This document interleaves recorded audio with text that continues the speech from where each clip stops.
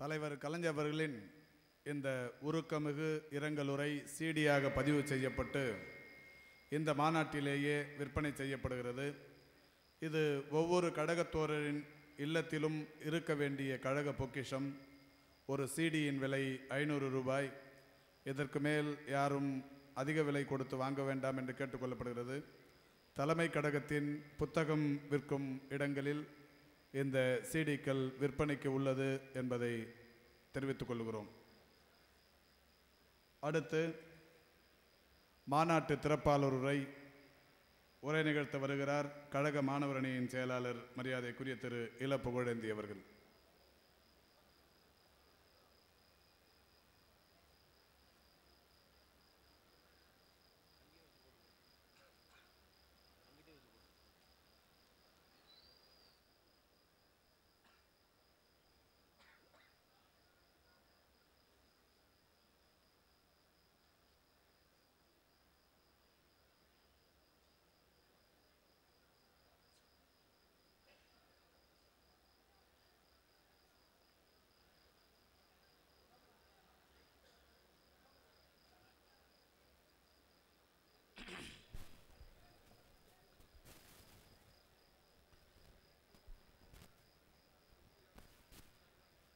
பூமி பந்தில்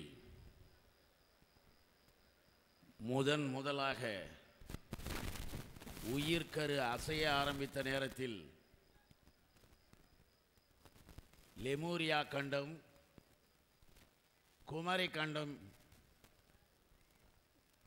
கடல்கோளால் மூழ்கப்பட்ட அந்த நிலப்பகுதிகளிலே அசைந்து நெளிந்து உயிரினமாக வளர்ந்து அதுவே உலகத்தின் முதல் இனமாக பரிணாம வளர்ச்சியில் மனிதனாக வந்தபொழுது திராவிடர்களாக, மொழியால் தமிழர்களாக, சங்க இலக்கிய காலங்களிலே சமத்துவம் அடைந்தவர்களாக, வீரர்களாக, சுயமரியாதைக்காரர்களாக, தின்தோல் மறவர்களாக, கல்வி கேள்விகளில் வல்லவர்களாக, இந்த உலகத்திற்கே நாகரிகத்தை சொல்லிக் கொடுக்கக்கூடியவர்களாக விளங்கிய இந்த தமிழினம் இடையிலே சிலர் நுழைந்தார்கள். கற்பனைவாதங்களை காட்டினார்கள், கதைகளை கூறினார்கள். புராணங்கள், புழுகுகள், புனை சுருட்டுக்கள் உள்ளே நுழைந்தன. கல்வி பறிக்கப்பட்டது, வேலைவாய்ப்பு மறுக்கப்பட்டது, சட்டை கழட்டப்பட்டது, தோளிலே போட்ட துண்டை இடுப்பிலே கட்ட சொன்னான். சுயமரியாதை அற்றவனாக கையை கட்டச் சொன்னான், நடக்கச் சொன்னான். ஆயிரம் ஆண்டுகளாக உழைத்தவனாகவே போக வேண்டும், அவன் உள்ளே கூட போகக்கூடாது, எதையும் தொடக்கூடாது, தொட்டால் தீட்டு என்றான், பார்த்தால் பாவம் என்றான், பஞ்சமா பாதகம் என்றான். ஒரு கூட்டம் கிளம்பியது நண்பர்களே.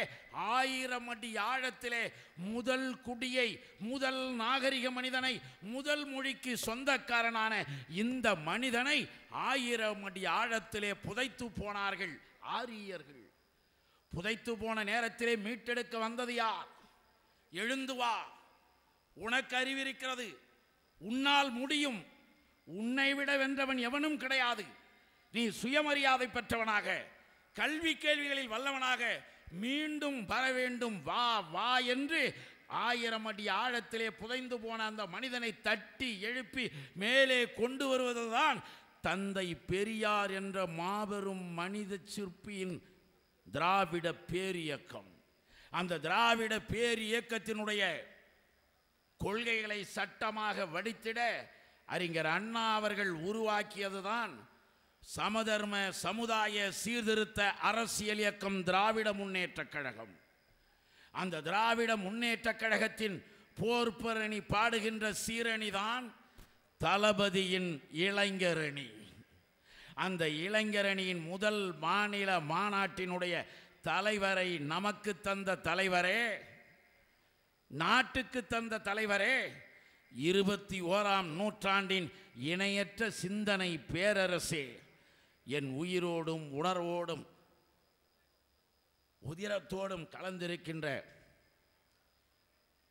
என் உத்தம தலைவரே, தலைவர் கலைஞர் அவர்களே, காரல் மார்க்ஸுக்கு ஒரு ஏங்கல்ஸை போல தலைவருக்கு வாய்த்திருக்கின்ற ஏங்கல்ஸாக தென்னாட்டு ஏங்கல்சல் கழகத்தின் பொதுச் செயலாளர் இனமான பேராசிரியர் பெருந்தகை அவர்களே, தான் பெற்ற பிள்ளை வளர்ந்து நடந்து எழுந்து 27 வயது வாலிபனாகி சான்றோரும் ஆன்றோரும் பாராட்ட உலகோர் வியக்க செயற்கரிய செயல்களை செய்துகின்ற பொழுது ஒரு தாய் எப்படி மகிழ்வாளோ அதை போல இன்றைக்கு இளைஞரனின் தாயாக மகிழ்ந்து கொண்டிருக்கின்ற ஒரு அணுவாக ஒரு இடமாக இந்த மாநாட்டு பந்தலை சுற்றி சுற்றி சுழன்று இரவு பகலாக விடியும் நேரம் இரவு நேரம் நள்ளிரவு நேரம் எந்த நேரமாக இருந்தாலும் இங்கே சுழன்று சுழன்று பணியாற்றி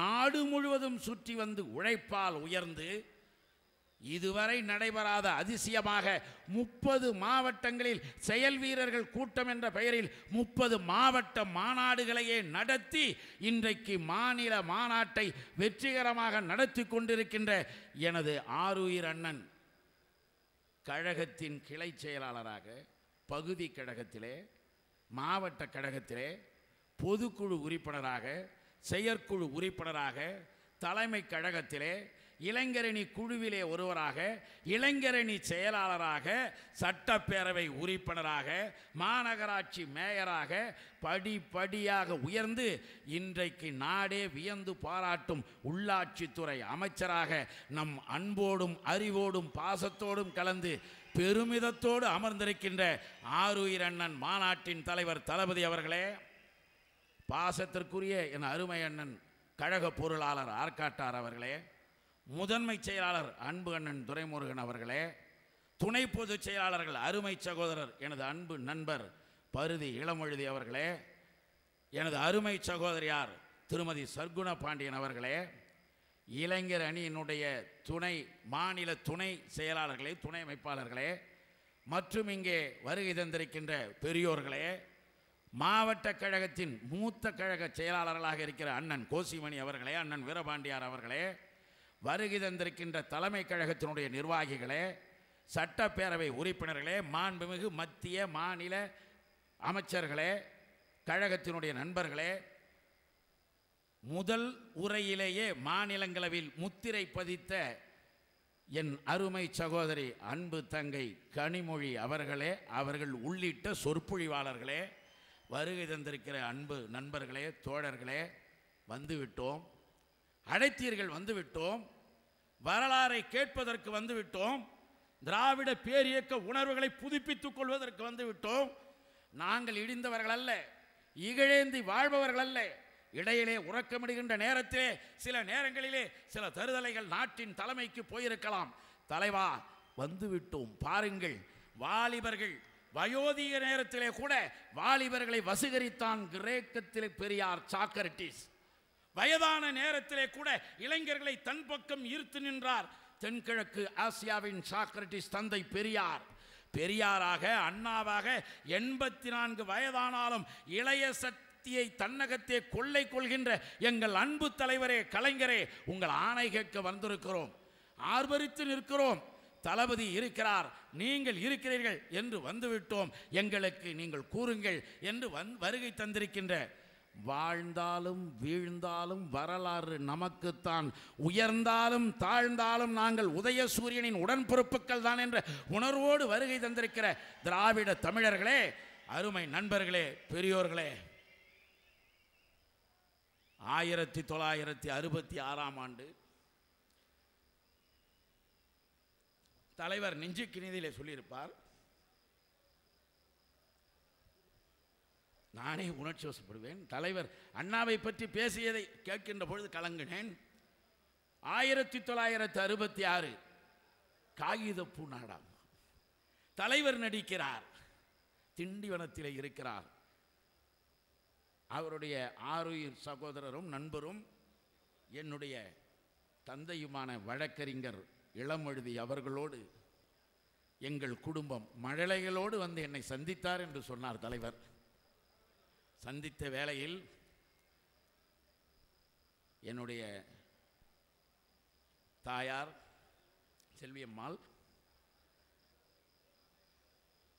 என்னுடைய தாயாக தினமும் நான் என் மனதில் வணங்குகின்ற அம்மா தயாளம்மா, தமக்கையார் செல்வி அக்கா, என் அன்பு சகோதரன் தமிழுக்கு நினைவிருக்கும் என்று கருதுகிறேன்.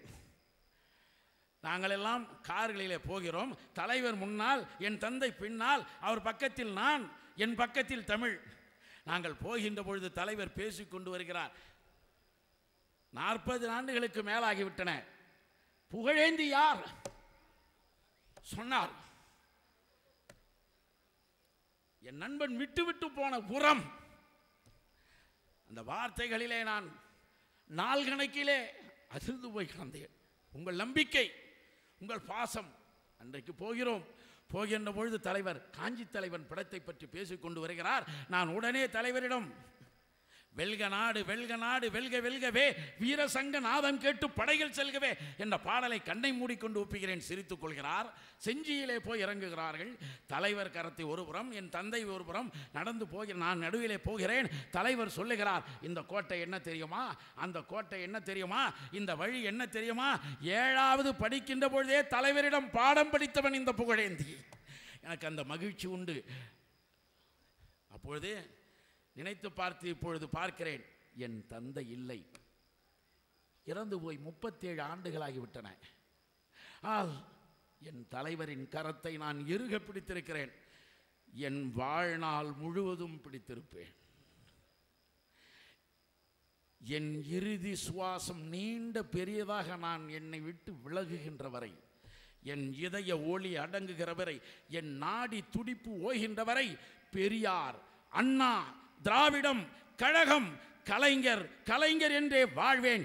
இதை தவிர எனக்கு என் அண்ணன் தளபதியின் மூலமாக, என் தலைவர்கள் மூலமாக உங்கள் காலடியிலே இதை திறந்து வைக்கின்ற வாய்ப்பிற்கு நன்றி சொல்வதற்கு எனக்கு வேறொன்றும் தெரியவில்லை.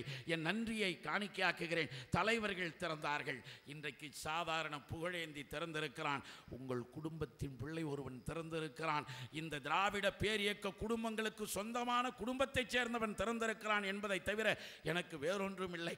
பட்டம் வேண்டாம், பதவி வேண்டாம், சொத்து வேண்டாம், சுகம் வேண்டாம். எதிர்த்து நிற்பவன் எவனாக இருந்தாலும், இனப்பகைவர்கள் யாராக இருந்தாலும் வீழ்த்த வேண்டும் என்று சொல்லுங்கள். தற்கொலைப்படை அமைப்பதிலே பகுத்தறிவாதிகளுக்கு நம்பிக்கை இருப்பதில்லை. நான் உயிர் தியாக படையெடுத்தால் உங்களுக்காக முதல் உயிர் தியாகத்தை செய்ய புகழேந்தி போவதை தவிர என் நன்றி காணிக்கையை உங்களுக்கு என்னால் சொல்ல முடியாது. வாலிப வேங்கைகளே, அருமை நண்பர்களே, ஒன்றை குறிப்பிடுகிறேன்.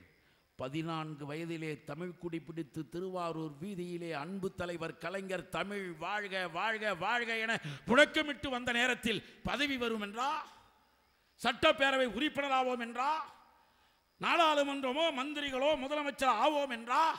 யார் சொன்னது? இல்லை, யாருக்கும் கிடையாது. பேராசிரியர் அண்ணாமலை பல்கலைக்கழகத்திலே படித்துக் கொண்டு என்னுடைய அன்பு தந்தையார், ஆருயிர் தந்தையார் வழக்கறிஞர் இளமழுதி, முனைவர் நன்னன் போன்றவர்கள், டாக்டர் நாவலர் நெடுஞ்செழியனை போன்றவர்கள் கருஞ்சட்டை அணிந்து கொண்டு அன்றைக்கு நடமாடிய நேரத்தில் வா பதவி உண்டு, வா பட்டம் உண்டு என்றில்லை. இளைஞர்கள் தன் வாழ்க்கையை பார்க்கவில்லை, இந்த சமுதாயத்தின் வாழ்க்கையை பார்த்தார்கள். நீயும் நானும் படிக்க வேண்டும், நீயும் நானும் சட்டை போட வேண்டும், சுயமரியாதைக்காரனாக வர வேண்டும். என்னடா இடுப்பிலே துண்டு, கழட்டி தோளிலே போடு, கையிலே என்ன செருப்பு, காலிலே போடு. வீரனாகவா, தன்மானம் உள்ளவனாகவா, இனமானம் பெற்றவனாகவா, அழிக்க வந்த வல்லூரிகளை, ஆதிக்க சக்திகளை உடைத்து தூளாக்க வா என்று தங்கள் வாலிபத்தை, அந்த நேரத்திலே வசந்தத்தை நமக்காக தந்தார்கள். நடந்தார்கள், போனார்கள், ஊர்வலங்கள், சிறைச்சாலை, சித்திரவதை, எதிர்ப்பு, ஏளனம், ஏகடியம், ஒன்றா இரண்டா, என் பின்னால் வருபவன் எவனாக இருந்தாலும் சரி அவன் அடிக்கப்படுவான், பேச்சுக்கு ஆளாவான். எவனுக்காக உழைக்கிறாயோ அவனே உன்னை கேவலமாக பார்ப்பான். எப்படி பார்த்தாலும் சரி, குடும்பத்தை மறந்து எல்லாவற்றையும் துறந்து இனத்திற்காக, மொழிக்காக எவனெல்லாம் தயாரோ அவனெல்லாம் வா என்று தந்தை பெரியார் என்ற எரிமலை அழைத்த பொழுது திருக்குவளையிலே இருந்து தகத்தாய சூரியனாக புறப்பட்டு வந்த வாலிப வேங்கையடா கலைஞர். நான் தலைவரின் தொண்டன் என்பதிலே பெருமைப்படுகிறோம் என்றால், அந்த வாலிபர்களாக இருக்கின்ற பொழுது நமக்காக சொன்னார்களே. இப்ப என்ன ஆபத்து வந்தது? இப்ப என்ன நமக்கு வந்தது? ஒருவர் கேட்டார். என்ன கேட்டார் தெரியுமா? மாநிலத்திலேயும் நீங்கள், மத்தியத்திலேயும் நீங்கள் இது என்ன மாநாடு உங்களுக்கு இளைய சக்தியை காட்டுவதற்கா என்று கேட்டபொழுது நான் சொன்னேன், ஒரு பார்ப்பனர் கேட்டபொழுது நான் சொன்னேன், இந்தியாவிற்கு விடுதலை, இந்திய அரசாங்கத்திற்கு முழு அதிகாரம், ஆனாலும் இந்தியாவிற்கு இராணுவம் உண்டு நண்பர்களே. திராவிட முன்னேற்றக் கழகம் ஆளுகின்ற அதிகாரத்தில் இருக்கிறது, ஆனால் எங்களுக்கென்று ஒரு இராணுவம் இருக்கிறது. தளபதி அண்ணன் மு.க. ஸ்டாலின் தலைமையில் அந்த இராணுவத்திற்கு பயிற்சி தருகிறோம், வந்து பார். நான் சொல்ல விரும்புகிறேன், கொஞ்சம் கொஞ்சமாக நம்மை விழுங்க ஒரு மலைப்பாம்பு வருகிறது. உலக தமிழர்கள் பார்த்து கொண்டிருந்தால் அவர்களுக்காக நான் கேட்டுக்கொள்ள விரும்புகிறேன். ராஜஸ்தானிலே சதிமாதா மந்திர் திறக்கிறான். ராஜஸ்தானிலே என்ன சதிமாதா? கணவன் செத்துவிட்டால் மனைவியை கட்டி தீயிலே போடுவது, வலுக்கட்டாயப்படுத்தி பொசுங்கி போகச் செய்வது, அது சதி செயல். செத்து போனதற்கு பிறகு கடவுள் என்று சொல்லி சதிமாதா மந்திரை ராஜஸ்தானிலே செய்து கொண்டிருக்கிறான். ஓரிரு மாதங்களுக்கு முன்பு சதிமாதா மந்திர் ஒன்று திறக்கப்பட்டது, அதை தூக்கி போடுங்கள். மத்திய பிரதேசத்திற்கு வாருங்கள். மத்திய பிரதேசத்திலே பாலிய குழந்தைகளுக்கு திருமணம் அதிக நாட்களுக்கு முன்பில்லை, ஓரிரு வருடத்திற்கு முன்பு நிறைய குழந்தைகள், 6 வயசு பெண், 8 வயது பையன், 7 வயசு பெண், 25 வயது ஆண், திருமணங்கள் ஏராளம் நடக்கின்றன. மகளிர் அமைப்பு பொங்கி எழுகிறது, எதிர்த்து போகிறார்கள், போய் கேட்கிறார்கள். ஆனால் அரசாங்கம் என்ன சொன்னது தெரியுமா? ஆஹா, இதையா எதிர்க்கிறாய்? இது வழி வழி வந்த மரபு, ஆண்டவன் தந்தது, இதிலே நான் நடவடிக்கை எடுக்க முடியாது. பாபுலால் கவுர் என்ற ஒரு முதலமைச்சன் அப்படியே சொன்னான். நண்பர்களே, மத்திய பிரதேசத்திலே ஒரிசாவிற்கு வா. கூட்டணி ஆட்சி நடைபெறுகின்ற நேரத்தில் உயர்சாதி வகுப்பார், பிராமண வகுப்பார் வீட்டு திருமணத்தில் போகின்ற சாதாரண குடியைச் சேர்ந்தவன், ஒரு தாழ்த்தப்பட்ட மனிதன் வெளியிலே உட்கார்ந்து அவன் வீட்டுக்கு வருகின்ற அத்துணை பேரினுடைய காலையும் கழுவ வேண்டும் என்று சொன்னான். கழுவ வேண்டும் என்று சொன்னதை எதிர்த்து நின்றார்கள் இளைஞர்கள். நான் கதை சொல்லவில்லை, நாடின் நரம்புகளிலே பதித்துக் கொள்ளுங்கள், மூளை திசுக்களிலே விதைத்துக் கொள்ளுங்கள். நாம் எதற்காக பிறந்தோம், எதற்காக வாழ்கிறோம், எந்த சமுதாயத்திற்காக வாழ்கிறோம், அதுதான் முக்கியம். கடைசியாக சாகின்ற பொழுது ஒரு கொள்கைவாதி செத்தான் என்று ஒரு வரி சொன்னால் போதும், அவன் வீரமரணம் அடைந்ததாக கருதுங்கள். நமக்கெல்லாம் எதுவும் தேவையில்லை. நான் சொல்வதை கவனித்து பார். குழந்தை திருமணங்களை அவன் மறுத்தான். ஒரிசாவிலே காலை கழுவ மறுத்த இளைஞர்களை ஊரை விட்டு தள்ளி வைத்து ₹1,00,000 அபராதம் போட்டான். அரசுக்கு போனது, மனு தந்தார்கள். அரசு சொன்னது என்ன சொன்னது தெரியுமா? இவைகள் மரபு வழி பழக்கங்கள், இவைகளை மாற்றக்கூடாது. அது மட்டுமா? என்ன தமிழ்நாட்டில் ஒன்றும் இல்லைன்னு நினைக்காதீங்க. தலைவர் எதுக்கு நம்மளை கூட்டியிருக்காரு? ஏய், உழைச்சிட்டோண்டா, பேராசிரியர் இருக்கிறோம், நான் இருக்கோம், தலைவர்கள் இருக்கிறார்கள், உழைத்து உழைத்து உழைத்து நாங்கள் கிடக்கிறோம்.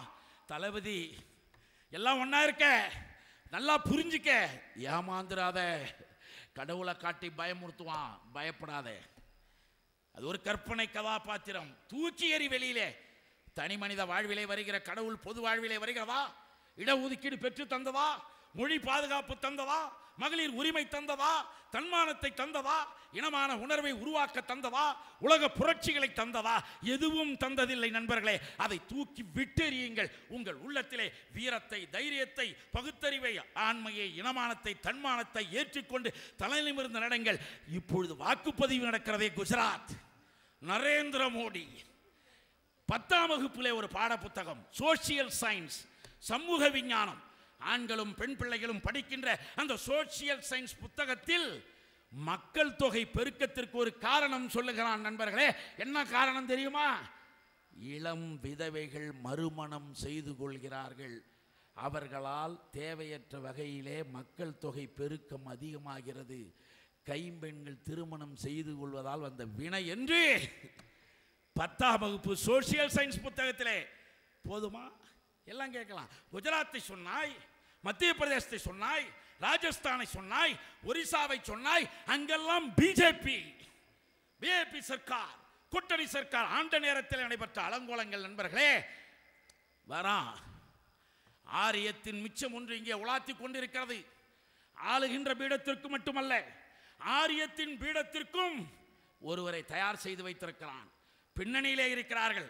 அவர்களுக்கு ஒரே ஒரு வருத்தம். என்ன வருத்தம் தெரியுமா? நாம் தேர்ந்தெடுத்திருக்கின்ற ஆள் கொஞ்சம் அரைவேக்காடாக இருக்கிறார் என்பதை தவிர சில சாமிகளுக்கு வேறு வருத்தம் இல்லை. ஆனால் அரைவேக்காடாக இருந்தாலும் அந்த வேக்காடு தான் வேண்டும் என்று வைத்திருக்கிறார். ஆகவே தான் கல்வியிலே கை வைக்கிறார்கள்.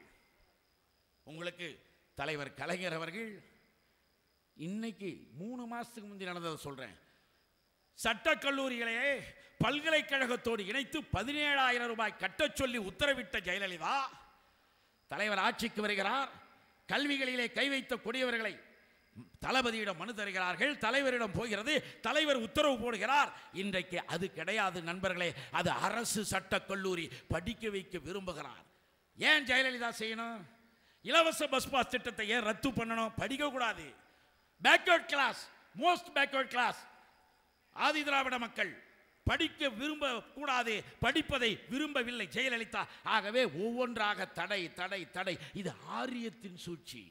சட்டப்பேரவையிலே தலைவர் சொன்னார், நுழைவுத் தேர்வு ரத்து என்று நாடகமாடி ஜெயலலிதா கொண்டு வந்த சட்டத்தின் பொழுது நான் பேசும்பொழுது, ஆரியர்களே உங்களை தெரியும், நுழைவுத் தேர்வு ரத்து என்று நீ கொண்டு வருவாய், அதிலே 1000 ஓட்டை, அந்த ஓட்டைகளை பிடித்துக் கொண்டு நீதிமன்றத்திற்கு நீயே ஆளை அனுப்பி க்ளோஸ் செய்வாய், அந்த சட்டத்தை ரத்து செய்தாய். நுழைவுத் தேர்வு சட்டத்தை ரத்து செய்வது போலவும் அதை நீதிமன்றம் ரத்து செய்வது போலவும் ஒரு ஆரிய சூழ்ச்சியை உருவாக்கி காட்டினார்கள். இதான் ஆரிய சூழ்ச்சி. காரியத்தில் இருப்பார்கள். இப்படிப்பட்ட இவர்களெல்லாம் ஒருபுறம் நம்மை நோக்கி படையெடுத்து வந்து கொண்டிருக்கின்ற பொழுது தலைவர் சொன்னார், தவறான இடத்தில் ஒரு நல்ல மனிதர் என்று ஒருவரை அடையாளம் காட்டினார். அந்த நல்ல மனிதர் போய் சேர்ந்தார். தவறான இடத்திற்கு மிக தவறான மனிதர் ஒருவரை அடையாளம் காட்டப்பட்டிருக்கிறது நண்பர்களே. அது எச்சரிக்கை மணி, அது அபாய விளக்கு, அது வந்துவிடக்கூடாது. ஆனால் அதையும் இங்கே கொண்டு வந்து சேர்ப்பதற்கு இங்கே சில பேர் இருக்கிறார்கள். ஆகவே அர்த்தம் தெரிந்து கொள்ளுங்கள். ஒன்றை மீண்டும் குறிப்பிடுகிறேன். புழுதியிலே பிறந்த ஆதி திராவிட தாழ்த்தப்பட்ட பெண்களை தமிழின காவலர் தலைவர் கலைஞர், தமிழின காவலர் தலைவர் கலைஞர், தமிழின காவலர் தலைவர் கலைஞர், தமிழின காவலர் தலைவர் கலைஞர், காவலர் தலைவர் கலைஞர், தமிழின காவலர் தலைவர் கலைஞர். என் கருத்துக்களை நான் கோர்த்து கொண்டிருந்தேன் அல்லால் வேறல்ல. சமஸ்கிருதம் படித்தால் தான் மருத்துவக் கல்லூரி என்பதை எதிர்த்தார்கள். நம்மளாம் டாக்டர் ஆகக்கூடாது, மருந்து கலக்கணும், கம்பவுண்டர் ஆக்கணும், பங்கா இழுக்கணும், அவன் டாக்டர் ஆகணும். நீதி கட்சி ரத்து செய்தது. இப்படி ஒவ்வொன்றாக எல்லாவற்றையும் திராவிட பேரியக்கம் செய்திருக்கிறது. அப்படி செய்த அந்த நிலையை, உணர்வுகளை தலைவர் கலைஞர் அவர்கள் நமக்காக வைத்திருக்கிறார்கள்.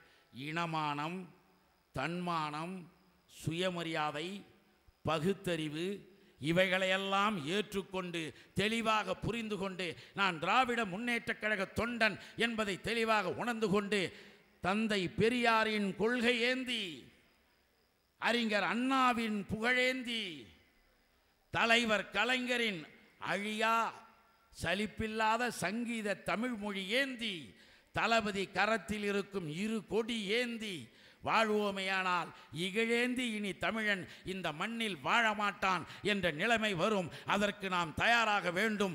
எப்பொழுதும் உருவாகுகின்ற உணர்வுகளை, உணர்ச்சிகளை சேமித்து வையுங்கள். ஒரு நேரம் வெளியே காட்ட உத்தரவு வரும், காட்டிடுவோம், அன்றைக்கு வென்றிடுவோம். பகைகளுக்கு எச்சரிக்கை. வடநாட்டிலிருந்து ஒரு வாய் நீளம் கொண்ட பண்டாரத்தான் சொன்னானே, அவனுக்காக சொல்கிறேன், இனி காத்திருக்க வேண்டாம். வன்முறை தவிர்த்து வறுமையை வெல்ல வேண்டும் என்று தலைவர் சொன்னார். காத்திருக்கிறது. இனி பேச நீ பயப்பட வேணும். நீ யாரா? எங்கிருந்து சொல்கிறாய்? 15-20 லட்சம் பேரை திரட்டுகின்ற தளபதி, அந்த தளபதிக்கு தலைவர் எவனோ ஒருவன், கொழுத்த பெருச்சாலி, தின்றுவிட்டு வீட்டிலேயும் நிலையிலேயும் கிடக்கின்றவன், நாற்றமடித்த நடைப்பணத்திற்கு ஒப்பான ஒருவன் வரலாமாடா வாயில? எப்படிடா வந்தது? திராவிடம் தூங்குறான், தமிழன் இன்னும் வேகமாகல, நம்ம வன்முறையில் இல்லை. ஆனால் சொன்னார்கள், எதிரிதான் நீ தூக்கும் ஆயுதத்தை முடிவெடுப்பான் என்று. அதையும் சொல்றேன். ஆகவேதான் அவரை போன்றவர்கள் பேச அஞ்சுகின்ற அளவிலே நம்முடைய வீர நிலைகளை, நடைகளை, இங்கே உணர்வுகளை பெற்று நாம் திரும்ப செல்ல வேண்டும். தளபதி அவர்கள் இளைஞரணி திராவிட முன்னேற்றக் கழகத்திற்கு மட்டுமல்ல தமிழ்நாட்டு இளைஞர்களுக்கெல்லாம் செய்திகளை தரப்போகிறேன் என்று சொல்லியிருக்கிறார். ஆகவே தமிழ்நாட்டு இளைஞர்களின் முழு உருவ சக்தியாக இருக்கிற தளபதிக்கு மீண்டும் எனது வணக்கத்தை, என்னுடைய உயிரோடு கலந்த என்னுடைய அன்பு தலைவர் கலைஞருக்கு என்னுடைய வணக்கத்தை தெரிவித்து, வாழ்க கலைஞர், வெல்க தளபதி, வளர்க திராவிட முன்னேற்றக் கழகம், வளர்க திராவிட பேரியக்கம் என்று சொல்லி விடைபெறுகிறேன். நன்றி, வணக்கம்.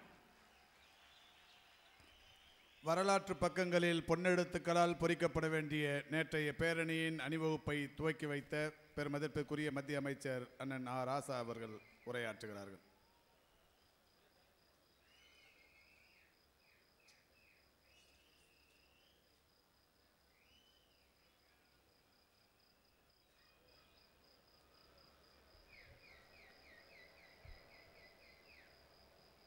நெல்லையில் கூடியிருக்கின்ற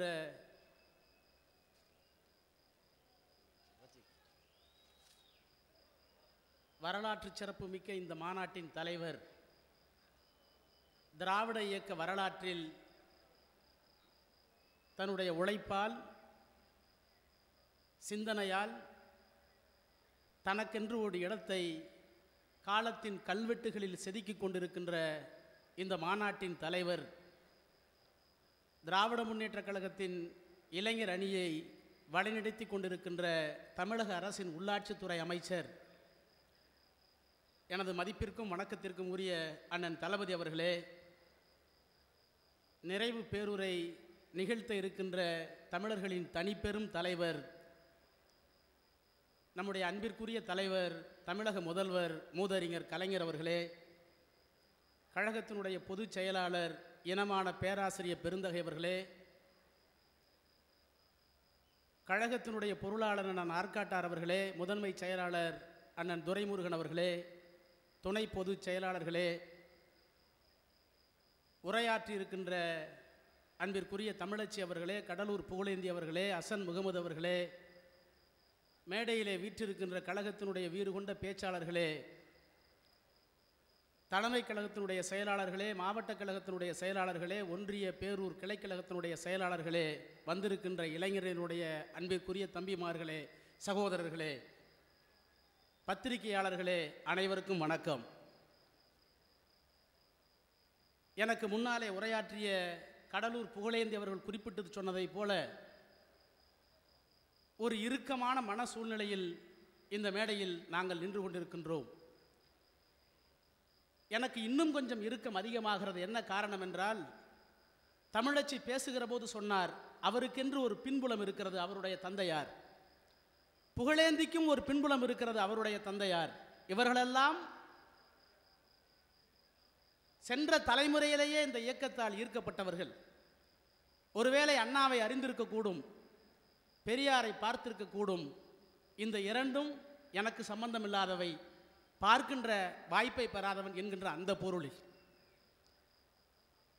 ஒரு கவிதை இங்கே கவிதாஞ்சலி என்கிற பெயரில் கலைஞர் அவர்களால் இங்கே வாசிக்கப்பட்டதே, அந்த கவிதை தான் எனக்கு பின்புலம். 7ஆம் வகுப்பு 8ஆம் வகுப்பு படித்துக் கொண்டிருந்த நேரத்தில் மனப்பாட போட்டி என்று ஒரு போட்டி, தமிழ் ஒப்புவித்தல் போட்டி என்று ஒரு போட்டி வைப்பார்களே உயர்நிலைப் பள்ளியில், மேல்நிலைப் பள்ளியில். அந்த காலகட்டத்தில் இந்த பூவிதழின் மென்மையிலும் மென்மையான புனித உள்ளம் என்று தொடங்குகின்ற அந்த பாடலைத்தான் தலைவர் கலைஞர் அவர்கள் இப்போது தழுதழுத்தார்களே. நான் எண்ணி பார்க்கிறேன், உலகத்திலே வேறு எந்த தலைவருக்காவது இந்த பக்தி, இந்த கொள்கை ஈடுபாடு யாருக்கும் இருக்குமா என்று தெரியவில்லை. 40 ஆண்டுகளுக்கு பிறகும் அந்த வரிகளை சொல்லுகிற போது ஏற்படுகின்ற நடுக்கம், கலக்கம், வழிந்தோடுகின்ற கண்ணீர் உலகத்தில் வேறு எந்த தலைவனுக்கும் இன்னொரு தலைவனால் தன்னுடைய தலைவனுக்கு காட்டப்பட்டதாக வரலாறு இல்லை. இது என்ன பொருள்? 40 ஆண்டுகளுக்கு பிறகும் நான் திரும்பி பார்க்கிறேன், என் தலைவனை நினைத்தால் அழுகை வருகிறது, சிந்தனையெல்லாம் பூரிக்கிறது என்று சொன்னால் இந்த இளைஞரணி மாநாடு அதற்கு ஒரு குறியீடு அல்லவா? நாத இசை கொட்டுகின்ற நாவை ஏன் சுருட்டி கொண்டாய் என்று அண்ணனை பார்த்து கேட்கிற போது, நீ கண்மூடி சிந்திக்கும் பேரழகை கண்டுள்ளேன், இன்று மண்மூடி கொண்டுன்னை காணாமல் தடுப்பதென்ன கொடுமை, கொடுமைக்கு முடிவு கண்டாய், எமை கொடுமைக்கு ஆளாக்கி என் பணக்காரர்களின் செல்வாக்கொன்ற ஈட்டிகள் எரியப்பட்ட நேரத்தில் இறந்து போகாத இந்த இயக்கம், மடாதிபதிகளின் எதிர்ப்பு, மகந்துக்கள் ஜீயர்களின் கொதிப்பு, இவர்களால் மாண்டு போகாத இயக்கம், பதவியும் பட்டமும் தேவை என்பவர்களின் பாச கயிற்றிலிருந்து விடுபட்ட இந்த இயக்கம், சொந்த வாழ்வும் சுயநலமுமே பெரிதென்போரின் பிடியிலே இருந்து விடுபட்ட இந்த இயக்கம் என்றெல்லாம் அடுக்கிக் கொண்டே போய் இந்த இயக்கம் ஒரு நாள் லட்சியத்தை நிறைவேற்றும் என்று நீங்கள் குறிப்பிட்டிருக்கிறீர்கள். அந்த தலைவர் கலைஞர் அவர்களையும் எண்ணி பார்க்கிறேன். நீங்கள் இந்த இயக்கத்திலே ஒரு விதத்திலே பார்த்தால் சுயம்பு.